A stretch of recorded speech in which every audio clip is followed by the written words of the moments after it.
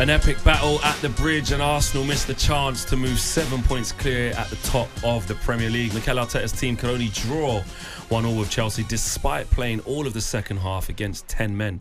He says it's an opportunity missed to get all 3 points. I wanted the 3 points, and especially after with 45 minutes, you want to do that. But I have to recognize as well what happened the whole week. The amount of difficulties that we face, the top opponents that we face with no recovery. It's 2 days game, 2 days game. Today again we play with one less recovery day here, and the injuries that we had. And on top of that, I think the boys responded incredibly well, and I'm very proud of them. Arsenal boss Mikel Arteta there saying he's very proud of the team, but he did win all 3 points, but he recognises some of the difficulties they had leading up to that game. Of course, no Saliba, no Gabriel, Mosquera and Hincapié having to play together in a really difficult game. Is that 3 points dropped or a point gained for you, Dan? Probably neither. Just a point.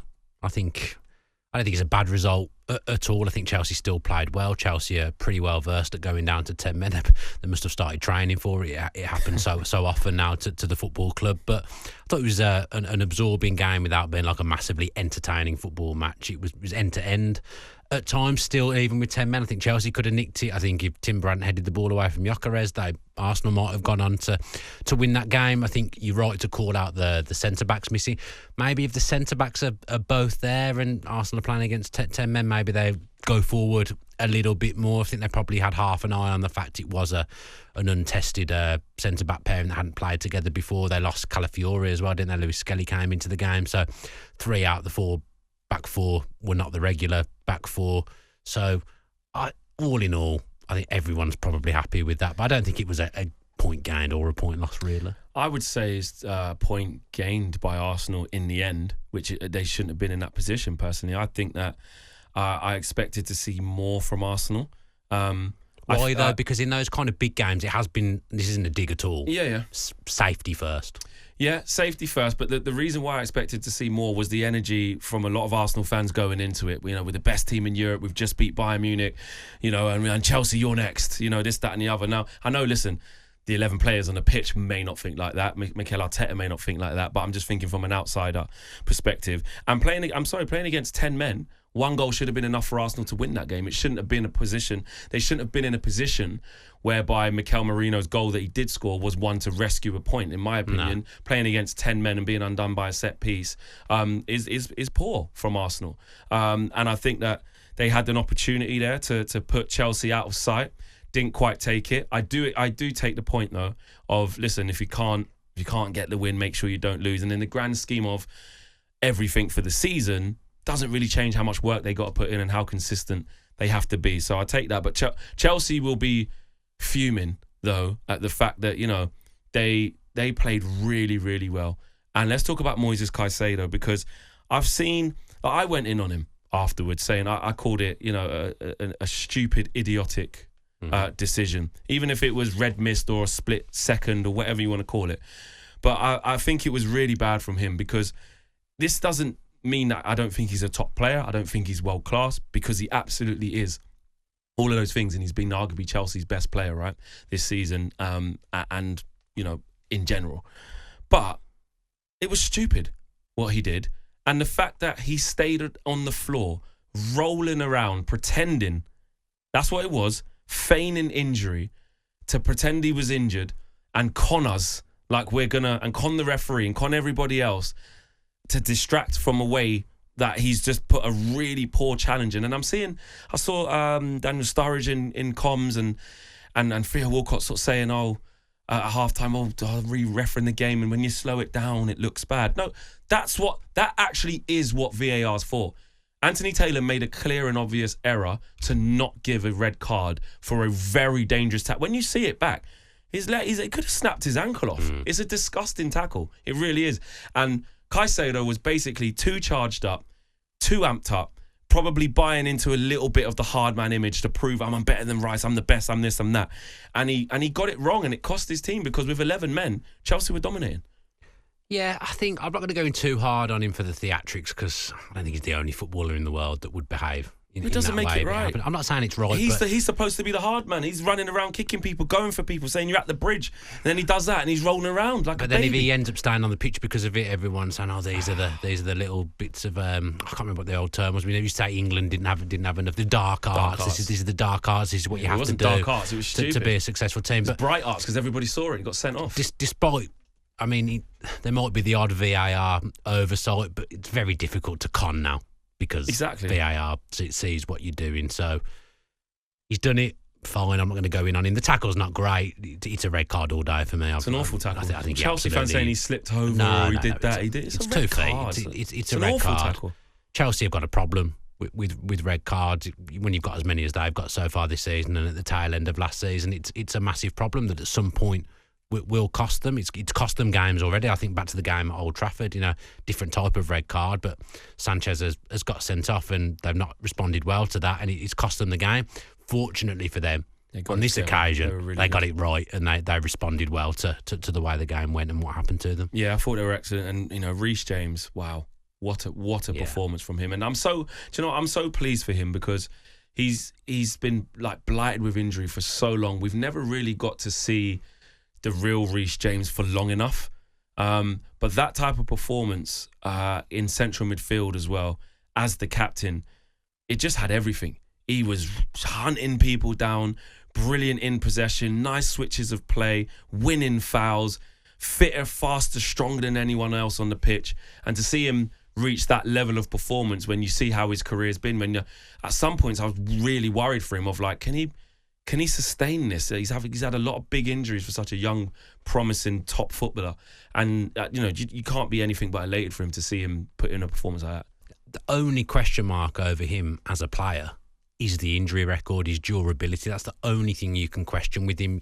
Remember when England had like 4 different right backs and we were talking about who should be the right back? I always thought at that point that he kind of possessed the best of everyone else, and if you put them all together, they'd look like Reece James was. Yeah, Reece James was probably the closest to all of them put together, and that if he could have stayed fit, he'd have got that right back berth down. Yeah.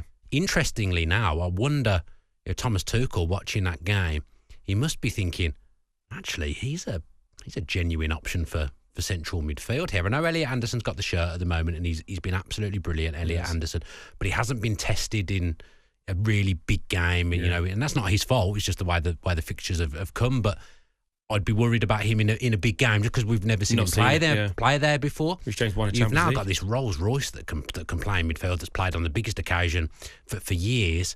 My only worry would be that are we going to get through the whole season with him being fit? Well, it's never happened before. Maresca spoke about it after the game, sort of protecting him against Leeds. Got a game in a couple of days from that point. So that's good management. They've got to do it. Management. Yeah, they've got to do it because, as you know, Reece James has had his such problems of injuries. He's got to be managed correctly. Let's talk about the chasing pack. City left it late against Jeremy's beloved Leeds, but they still did get the job done.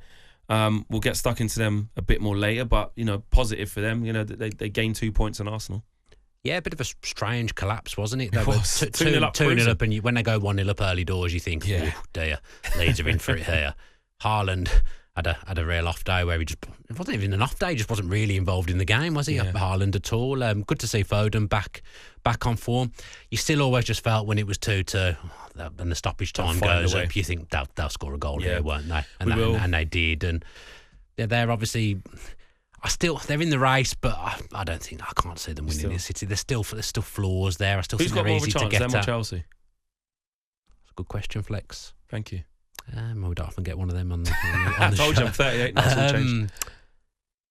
Proper broadcaster now, me. Mate, you know what? I actually think it probably depends who goes further in the Champions League.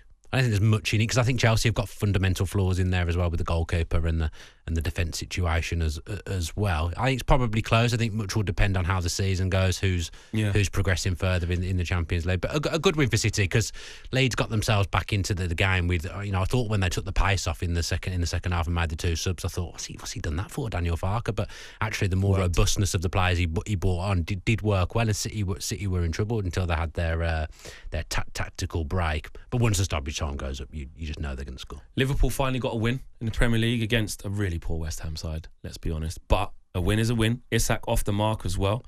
Is this it now? Only upwards from here? Too early. Too early to say, isn't it? I mean, they beat Villa, my team, and then went on a hopeless run after that again. When you thought maybe that win would turn the corner for them. So I'm not going to say that they're back or anything like that. I thought the team was again, to use the same word, a bit more robust with Szoboszlai and Gomez down that right hand side. I've been saying for weeks, put Gomez in that defence. I know there's kind of question marks over his fitness and his durability as well, but out of everyone who's played there this season, I probably thought he looked the best. Admittedly, it's against West Ham, were poor. I've got to say, really poor. Isak, first Premier League goal, good finish as well. It was a good finish, a throwback to Isak of the last couple of seasons for Newcastle. I do think, like, kind of the stuff the mud that's been thrown at Isak's, I think this is probably an unpopular opinion, but I do think a little bit off. Because he hasn't played 90 minutes. Come on, Dan. He's barely played 90 minutes. He's barely played consecutive games. He's been playing for a team that have been really, really poor. Dan, come on. Come on, not doing this. What? No, I'm just being too nice on him. Come on. I just think he's been overstated a little bit. He's been form. Awful, mate. 150 million. He put himself on strike. In all honesty, I don't think he should have been playing because Ekitike was doing a good job, and I think slot rotating has been the problem. But he showed his class with that finish. An unbelievable finish that is. Good finish, really good finish from him. Salah dropped. He's not dropped there, but okay. You know what?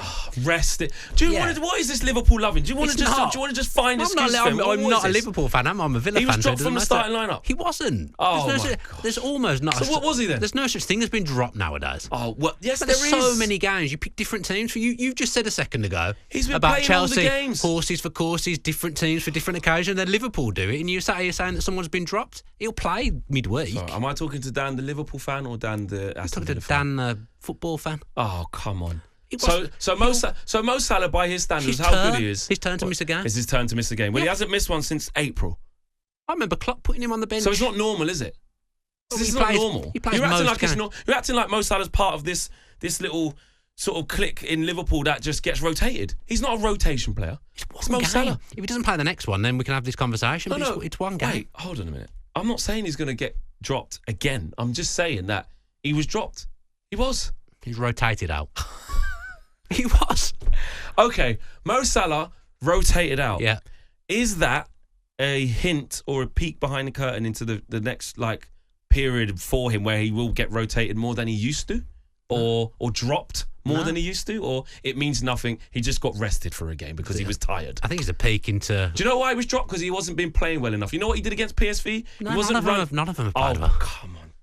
You know what he was a peek into? What Liverpool might look like when he's away in AFCON? I think it's actually good management from Slot resting him out for a game and just trying something that he may have to use again in the future when Salah's at AFCON. So you don't think it was anything to do with performances? No. Okay. And Slot said as much after the game. I know he's going to say that. He's going to say that. But he was not dropped. After his performance against PSV, which was awful, I was even speaking to Liverpool fans, mate, that were going, he needs to be on the bench. Mate, they lost 4-1. They were all awful. Yeah, but Mo Salah individually let his man go. He wasn't the only person that came out the team. I can't remember off the top of my head. I'm sure someone else played that game and then didn't play the next game. Mo Salah gets taken out of the game for West Ham away, and Dan thinks it's normal. McAllister didn't start, did he? Who? I said Gary McAllister. He definitely didn't start. McAllister started, yeah. He started again. Well, someone would have come out the PSV. Someone would have played that PSV game. I haven't got the lineups in front of me, and then not play that next game. Not just Salah. Okay. Were they dropped? All right. Okay. The Liverpool representative has spoken. I'm sorry I brought it up. He listens to talkSPORT 2 Social with William Hill.